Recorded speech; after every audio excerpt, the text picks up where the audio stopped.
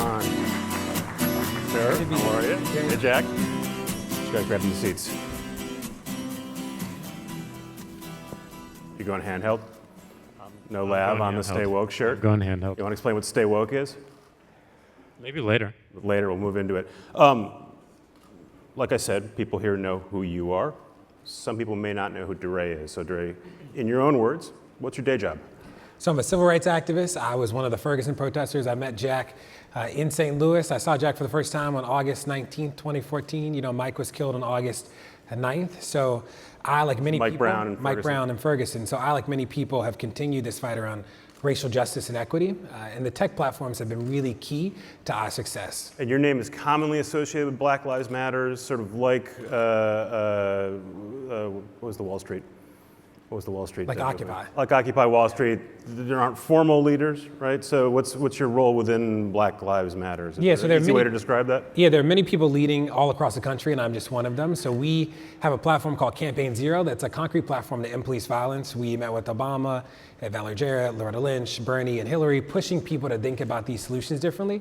And I've also been working with people in tech, like Jack, to think about how we use these platforms to really focus on communities of color and communities that have been traditionally marginalized, who are now having a chance to speak in ways that they have not been able to before. So your full-time job as activist, you got a bunch of different things you're interested in. Yeah. Jack, you have 2 full-time jobs. We asked you to come on. You said, great, I'll come on. I wanted Deray and actually someone else to come on as well, Netta.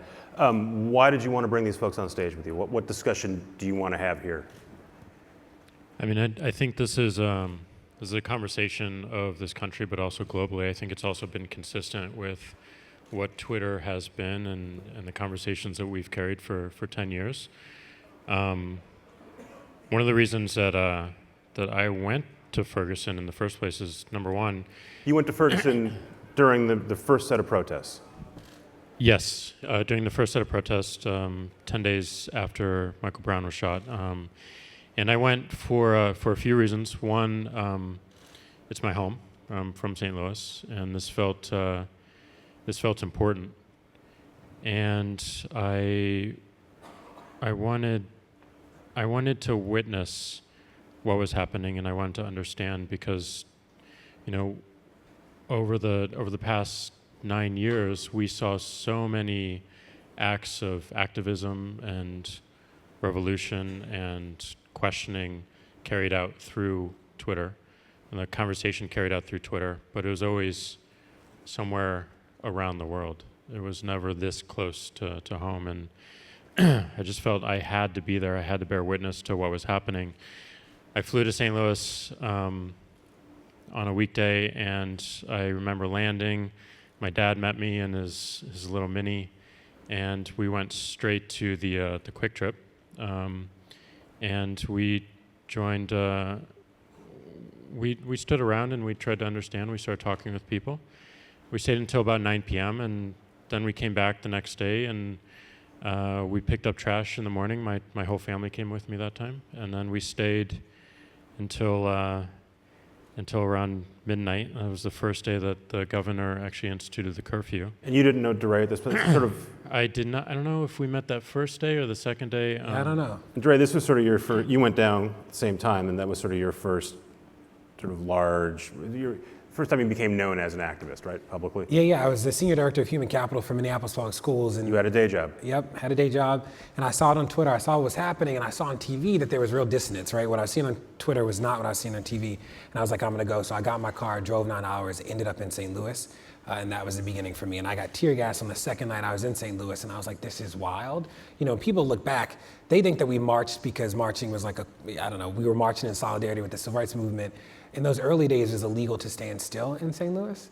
And, you know, if it were not for platforms like Twitter, Missouri would have convinced you that we didn't exist. You know, when I think about what protest is at its root, it's this idea of telling the truth in public.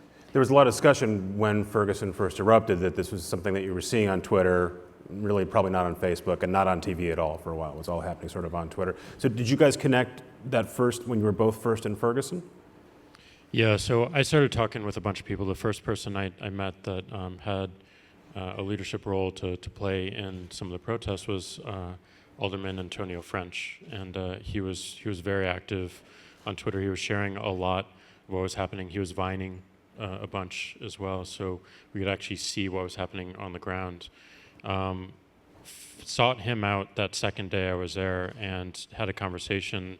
He introduced me to a number of other people on the ground. And little by little, I learned more about what was happening, why this was important, why it mattered.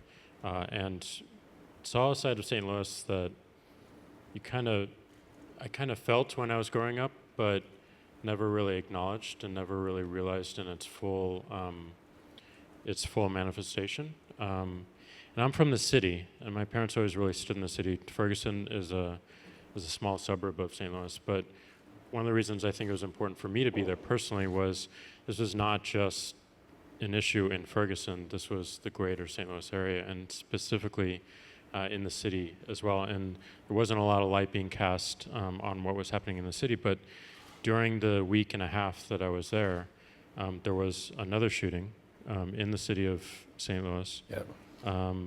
Of a young man who, in protest, I believe stole 2 things from a convenience store and in the middle of the day was shot 11 times. But it's a bunch of questions. But you guys connected while you were there. You reached We out to connected Deray. while we were in Ferguson. You and, DM. I'm not sure how. Yeah, I think one of us DM'd, and his family always does like breakfast on Christmas morning, right? It was Christmas morning. Yeah. And the police killed somebody like 2 days before Christmas. So I was back in St. Louis, and we like had breakfast with his family at like this coffee shop. So Jack, we're going to talk politics sort of in and out of this conversation. A lot of people in this room, a lot of people who run companies, whether they're technology companies or any others, want to avoid any kind of political statement, any kind of political alignment. What was the reaction? You were chairman of Twitter when you went out there. You were CEO of Square when you went out there. What was the input, if any, from the people you work with, your investors, your board, when you said, I'm going to Ferguson, I'm going to go march? I think it was a little bit of a tough time at Square at the time. And there's never a good time for these things, but you have to make time for what matters and what's most meaningful. And while there was some initial negative reaction in Square, Because I was spending time away from the company, and I was going back home and participating in this, and immediately I think the first reaction was why, and then I sent a very long email to the company about why, and the company understood the next day, and I think there was an acknowledgement, and there was also a sense of this is important, and we're proud of this. But it takes time, and it takes explaining, and it takes just answering that question why. And was there pushback from protesters on the ground saying, what's the Twitter guy dropping in? What's this guy parachuting in here? Honestly, I think nobody knew who he was, so it was fine. Didn't you have the beard and the t-shirt? I had the beard and the t-shirt. He had like and this my white Cardinals hat tee on and this like red hat. And I remember I was like, I think that's a Twitter guy. I like took a picture and I tweeted, I think that's a guy. And then he like followed me on Twitter, and I was like, oh my God, that was a Twitter guy. But yeah, I think people didn't know who he was. And so one of the challenges about Vine in the early days was that Vine was 6 seconds. So we used it, but we wanted to show people more than 6 seconds. So we were really happy when Periscope came out. And I remember we talked before Twitter actually bought Periscope, and we were some of the first testers of it, which was cool. And I remember Periscope back in the day when there was like 20 people who had it, when we were like sending them emails in the middle of the night being like, this doesn't work. I remember we Periscoped one of the first protests in the airport. And it was cool to have those conversations on the front end about like what we needed that Twitter wasn't providing. So let's talk about your relationship. You guys are you friends? Yeah. Yeah. You're friends, but you're an early adopter. You get to see You said you got to see Periscope. You were one of the first 20 users of it. You're a product tester as well? Informally. I don't know if Twitter has like I'm not like Informally, you test every single thing that comes out from every company. I love Twitter. You love Twitter. You're a power user / nerd / geek / addict. Yeah, You're yeah. tweeting dozens I do think of Twitter times a needs day. to. I tell Jack, I joke that Twitter should have a game. I think there should be like an in-app game. I don't think he agrees with me, but I think that'd be cool. Diversity in tech is a real problem, And it's been, I think about conferences like this that don't reflect the racial makeup of the country. And when we think about what diversity looks like or what it means is a recognition and value of differences in identity and ideas. And I think Twitter has led in some of that, but has a long way to go, especially for communities of color. But when you're talking to Jack, is it, I want you to increase diversity at Twitter, or I want you to fix this bug, or I want you to make it easier for me to not have a DM? Yeah. All of them in the same email and DM. Yeah. And you respond to the notes? Of course, yeah. And we send to the company. Daray's come into the company multiple times, and we had a conversation, the two of us, in front of a collection of folks, and also he's actually sat down one-on-one with a bunch of our leadership, from product leadership to our GC Vidya, to Adam Bain, our COO. And does Deray get to kill something if he doesn't like it? You don't bring that out? I don't. Let me tell you. I think I want the star to come back. The heart, I think, I get why they did the heart. But So let's hash this out now. It used to be a star, now it's a heart. Deray doesn't like it. So no, I don't have any, Jack, you're up. Why the heart, Jack? We've made that move. We've made that move. We've made that move. Yeah, So it's, to be clear, right, so you social justice is important to you, diversity is important to you, but you also really care about hearts and stars on Twitter. You're one of those people I care about who cares the whole- about any small tweak Twitter makes to its product. Yeah. Jack, I'd love to know what, I'll put you on the spot. Obviously, you're failing as an interview, and he's just going to take control. No, I want to know though. I want to know what, talk to me. People think that Twitter is not as safe as it could be. That the platform isn't a platform that is safe for women, safe for minorities of any status. What are you guys doing to make Before we get there, Deray, how many people have you blocked? 19,000? How do you block 19,000 people on One Twitter? at a time. One at a time. You're spending your time block, and why did you do it? Yeah, I get death threats. So I did the screening of the Panthers documentary in Baltimore, and somebody tweeted and they were going to shoot me. And people came, the police came, they shut down the movie theater at 1 o'clock in the afternoon. So those things are real and they happen, and that's not fun to experience. So there are a lot of people out there who are not particularly, kind that are on the platform. But I think about Twitter as Twitter to me is like the friend that's always awake, which is the joyful part of it. But it's also like somebody standing on the corner having a conversation, and you can't control who stands on corners. And it's someone yelling at you. Yes, sometimes, not always. I mean, we've seen That's the 19,000 people you blocked, right? That's the They weren't having a 19,000 conversation with you. They were I have yelling at you. 300,000 people who follow me, and I've not blocked them. So there's balance there, but I do think people feel like the platform is not as safe as it could be. And I don't know if Twitter's done a great job of giving that message out publicly. And we agree, and I agree. And one of the 5 priorities we set forth for this year is around safety, and we think we need to do a much better job at making sure that we provide better controls, first and foremost, so that people can just really have a better understanding and control of their own experience. So Like a filter? People want a filter. So that's reporting, that's muting, so muting individual accounts or hashtags, keywords has been a big ask as well. I think in the past, we have talked about the importance of safety. I don't know if we've always applied engineering resources to it, so that has changed. Given that it's a user-generated platform, you can be anonymous on it. Are you always going to be sort of running up against a wall that you really can't move beyond a certain point? People are always going to be able to engage in bad behavior, do things that are anonymous, say hurtful things, because fundamentally anyone can use Twitter. Yeah, I mean, I think Twitter is a reflection of the world, and it definitely makes it easy to say anything, and sometimes those things aren't positive.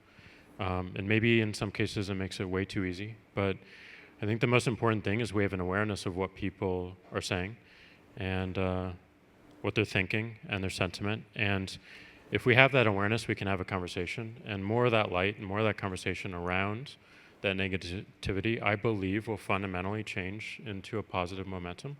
And I think those conversations must be had, and Twitter is a venue for that. It is, I just don't think we've done a good job in the past of providing the right controls. So when people want to turn that up and turn that down, and I think those controls need to be intuitive, they need to be simple, and they need to be straightforward. And as we found and talked about a lot in the product can be rather confusing. And not confusing, and I don't know how to use it, but when I use it, it does something unexpected. It does something I wasn't expecting it to do, and that's really inhibiting a lot of our usage and inhibiting a lot of the things where we believe Twitter can be really strong and can be used in a more powerful way. So, Deray, you love Twitter. You're the kind of person who complains when they change from hearts to stars. Jack I'm not says the only person who was. Jack says it's too confusing to lots of people, and we should make it easier to use. A lot of the tension seems to be between, especially in this version of Jack and this version of Twitter, is we've got to broaden Twitter's reach. We've got to make it more accessible. It seems like you like it exactly the way it is. Are there things you don't want Jack to do to make it easier to use? Yeah, it's not that I like it necessarily. I do like it the way it is, but I think that Twitter should, expand and innovate like other companies. I don't want to wake up one day and have Twitter become a different version of Facebook or another company, right? And that worries me. I think that worries a lot of people. I don't know if the race for users is like the right race for Twitter. There's no platform that has a real world, real time impact the way it does. And you don't need 500 million more users for that to be real. Like, I think that it's a different race. And I think But that's what they want. and we don't always, right? I don't run Twitter. So if Jack wins and Twitter gets 2x or 3x users, is that a problem for you? Do you use Twitter less? Not a problem. I think Jack would own that, like, how Twitter thinks about building community needs to grow, right? That, like, right now people join the platform and they, like, sort of have to find people who believe what they believe, and I think that Twitter can actually facilitate that process a little easier. Like right now, if you wanted to follow everybody who was here at the conference, like, there's no easy way to do that. Like, there's no, like, geocode. Like, I think that Twitter can make what it means to be in community like an easier thing for people. So Jack, Snapchat, incredibly confusing, at least for old people like me. It seems to be widely accepted by lots of people. By one count, it's got more daily users than Twitter is. Is maybe the argument that there isn't a fundamental problem with the ease of use of Twitter. It's that everyone has used Twitter, everyone sort of knows what Twitter is, they either like it or they don't. And changing it fundamentally isn't going to increase its user base. Well, I mean, I don't know if Snapchat is confusing, and I think it's It's very confusing for me. But I think it's very modern in terms of, like, it's I'm very old. It's recognizing that, we're probably going to press buttons less and we're probably gesturing more. And so given that we all have touchscreens, what can we do with them and what does the interface look like? When I say confusing about Twitter, I mean when you do something unexpected happens. And I want to fix that to make sure that when you do something, you know exactly what's going to happen. And when you do something on Snapchat, more or less know exactly what's going to happen. But finding out how to do that thing might be a little bit challenging for some, but I think it's definitely where the experience is going, and I think we all need to recognize that as well. I don't find that confusing, but the thing I do want to fix is make sure that when people see Twitter, they know exactly how to use it, and they know exactly what's going to happen when they use it. You were an angel investor in Instagram. Took off like a rocket. Twitter at one point tried to buy it. Is there a lesson you learned watching the ascent of that app that you can apply to Twitter? Well,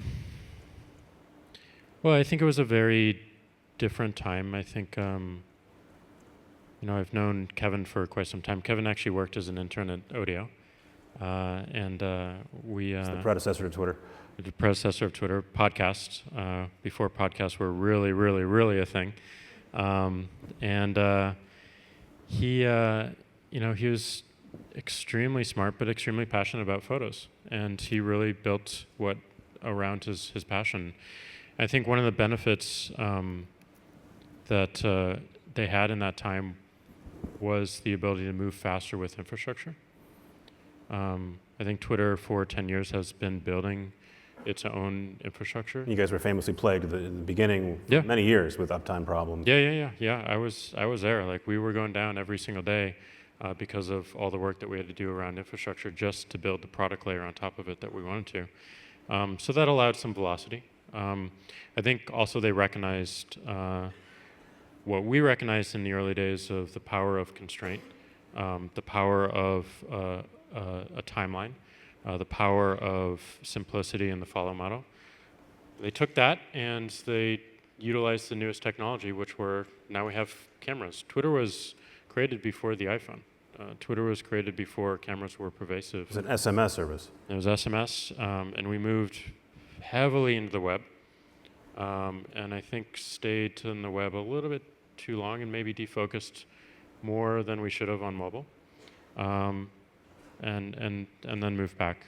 So in that time, we saw a huge rise of mobile, and also creating new media, including photography. And I think the insight Instagram had rightly was cameras are on phones. They take kind of sucky pictures right now, but we can add a button that makes them look great. And then you pair that with follow, you pair that with a timeline, you pair that with a constraint, and you have something really interesting. It's Twitter-like.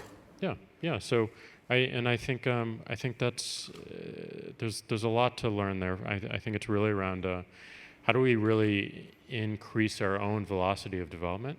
What's blocking us from doing that? And are we applying the technology platforms of today to really up-level what we are and what we're trying to do in terms of the use case? Let me go back to politics for a second. Big discussion in the last couple of weeks about Facebook, and there's a conservative bias, and you heard Cheryl earlier, and everyone from Facebook strenuously saying, look, there's no bias. We love everyone from every political stripe equally. Does a platform have to be neutral? I think a platform is best when it carries every voice. And you carry every voice, but you've got an opinion.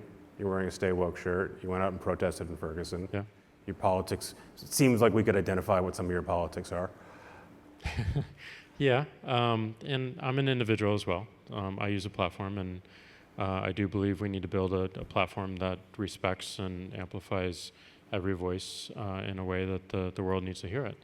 And I trust that the world will amplify and they'll retweet and have conversations where appropriate, and wherever that attention diverts in real time is where it's needed. So I think a platform, in order to be a platform, has to be free to every opinion and every voice. And I think we need to hear them all. I think we need to hear every extreme to find the balance. It's all about finding the balance. Deray, what do you make of the fact that the platform you love, it's important to your work, it's important to you personally, is also Donald Trump's platform, or one of his two main platforms?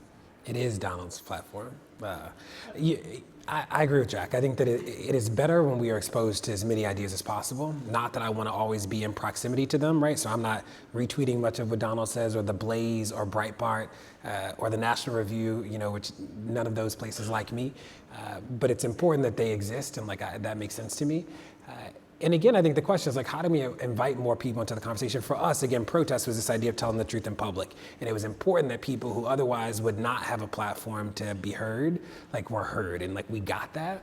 And that was really powerful. And I think that the platform needs to continue to do that. I do think, though, that has been, like Jack said, I think Twitter has been a little slow around photos. I think that filters, I think that there's a lot of work that can happen there. I think Periscope is interesting. It'd be interesting to see if we could do if we could Periscope each other, a FaceTime on Periscope. I think would be a dope thing to do. Jack Deray has another product suggestion for you. What do you think? I think that'd be great. I know. I love it. We need to hire Deray. Maybe I'll come work we at can Twitter make one something day. work. Yeah. So I write about business. I have a business question for you. There's really, to me, I think only one fundamental Twitter business question, which is how long are you giving yourself to turn the company around? Multiple CEOs, multiple executives. You came back at interim basis about a year ago, because a year ago Dick Costolo was here, and then you came on, and you've been on full-time since last fall. So how much time do you need to show results? Well, my focus right now is on velocity. My focus right now is on speed and making sure that we're shipping faster against these 5 priorities. That's what's in our control. So to me, the matter of time is really making sure that we make every single day matter, and that we're actually working on something that is focused, that is really helping and serving the use cases that we know Twitter is strong at. And the number one is showing what's happening now, that real-time, live, first nature, that breaking news aspect. I think people turn to Twitter first. And number 2 is around conversation, and people finding conversation, finding community.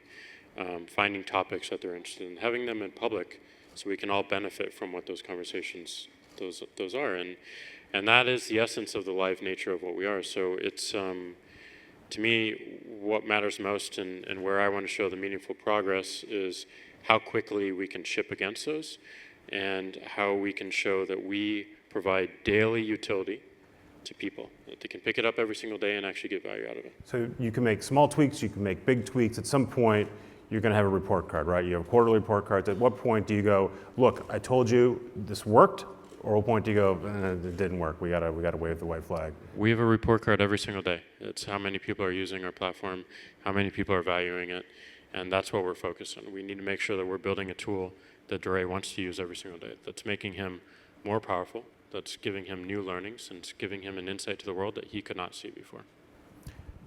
I hope someone in the audience will ask about Square, because we're out of time, and I want to make sure you guys ask. If not, I can lob one in, but let's hear from the audience first. Not about Square, sorry. Hey, Jack, hey, Deray. Emily from Bloomberg. On this issue of being a free platform and welcoming of all kinds of speech, can you talk a little bit about how you're handling terrorism right now and how you're working with Washington or not regarding ISIS accounts? Yeah, we're being very aggressive in shutting these accounts down. We've made really meaningful progress in the recent months around these accounts. I think we've shut down over 125,000 recently.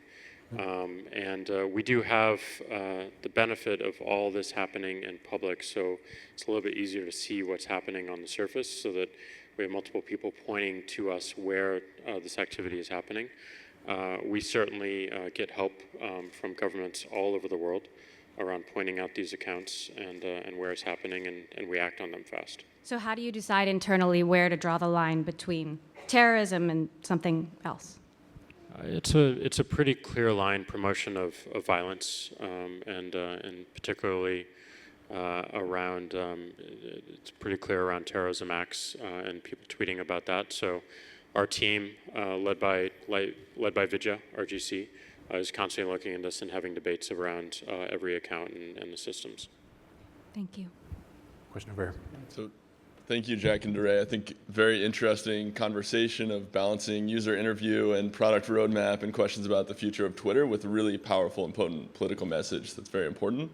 I'm Andrew. I'm with a credit card issuing startup. So Jack, would love to talk to you after about Square, but not about a Square question right now.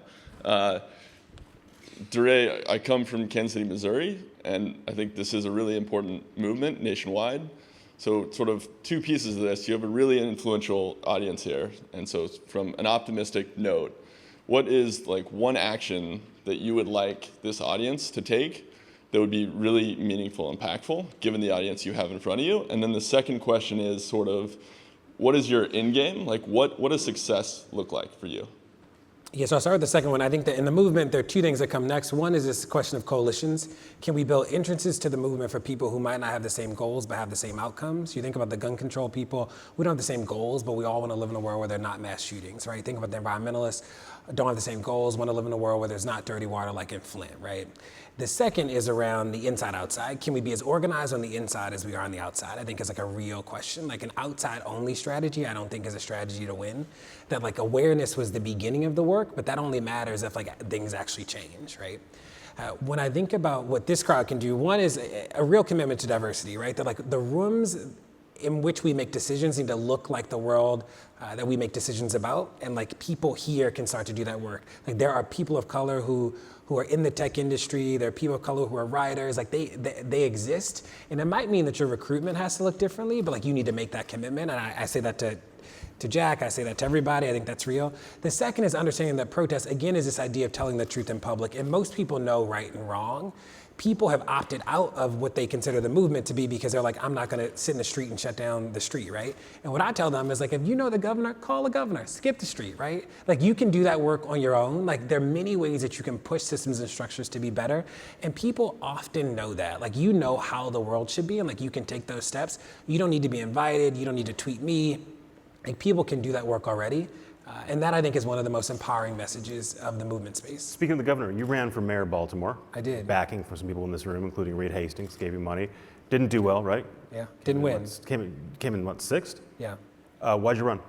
Yeah, because I think that, again, the inside-outside, like we have to be in positions of power and we have to push from the outside. And we did do some cool stuff. You know, like Bernie's fundraisers were mine, and we raised more money on Twitter than even Bernie can. Like there were some days that we'd average over $1,000 a tweet, things like that, which was really powerful. One of the only campaigns in the country, we had donations from all 50 states. Raised over $300,000 in 70 days, which is hard for local races. And most of it was small dollar donors. Jack and other people gave, but Again, the average donor size was $50. You're going to run for something else again? Maybe I'll go work at Twitter. I don't know. Or maybe help Kara Swisher. Mary? Taking the prompt for a question about Square. Mary sits on the Thank you, Square Mary. board, by the way. You have built a really good management team, exceptional for the stage that the company is. Most people in the room are trying to build a management team. Could you tell us a little bit about how you did that? A lot of help from our board, actually. No, that was, no. Watch out. I will go through the 5 slides I didn't get to go through. So anyway. But seriously, it's really exceptional. Yeah, I mean, and I'm really proud of the team, we, it's just references. I mean, the main thing has been recommendations. We had a recommendation for our CFO, Sarah Fryer, and she had a recommendation, and Francoise had a recommendation. You picked him. How did you pick the team and put it together? And I'm moving away from the mic. It's following up with a recommendation, having a conversation. The question that I think is most important is why Square? And I want to see passion, because that's the thing that can't be taught. It's either there for what we're doing and aligned with us, aligned with our purpose, or it's not. And if I see that and I really dig into what the person brings to the table, and more importantly, is this someone that I would learn from? Is this someone that is better than me? Is this someone that would actually teach me something new, teach me how to continue to run the company in a better and better way? And when all those things are checked, we hire, and we've just been extremely fortunate in the ability to do that. But I think it comes back to that question of just, why are you here, and why would you want to join this company? And then did I walk away from the conversation learning something new? You are CEO of 2 publicly traded companies. One needs a lot of help right now, Twitter. One seems to be in better shape. We just talked about the bench strength at Square. Are you still spending your time equally between both companies? Yeah. I balance my time. They're across the street. Shouldn't you from one spend another. more time at Twitter? To me, it's just what you actually do with the time. And I think I have prioritized the conversations in a way that we're focused on the most meaningful things, the things that matter the most in the time that we have. And I want to make sure that we're building a company that we trust our people to make the right decisions. And my job there is the framework, what we're focused on, why we're focused on it, what our purpose is, and then the accountability of, are we doing the right things? And are they actually showing the results? And I'm focused on growth of usage, and we showed that in our last earnings report. So yes, I think it's the right amount of time. They're going to kick us off stage. You got to explain what the shirt means. So this shirt says "Stay woke," and to me, my interpretation of what it means, and this has evolved a little bit over time, is really being aware and staying aware and keep questioning. It's being awake and eyes wide open around what's happening in the world, and we saw that in Ferguson. I think the thing that I didn't really consider before I went there, that I saw on the ground, was what you see behind the camera and on the television. What you see on the television screen versus what's actually happened behind the camera. And it was just amazing for me to see, especially at night, the press run around West Florissant and how they were telling the stories, and actually how the protesters were having conversations with them about what stories they were telling and where the focus was, and the focus inappropriately on the wrong things. And to me, that's when I really first saw this phrase in action, was making sure that we're telling our story, we're telling what's on the ground, and we saw it live through Twitter and through Vine. And everyone's got one of these in their bag, I think? Everyone's got one of these in their bag. Gonna wear it tomorrow. Deray, Jack, thank you. Awesome.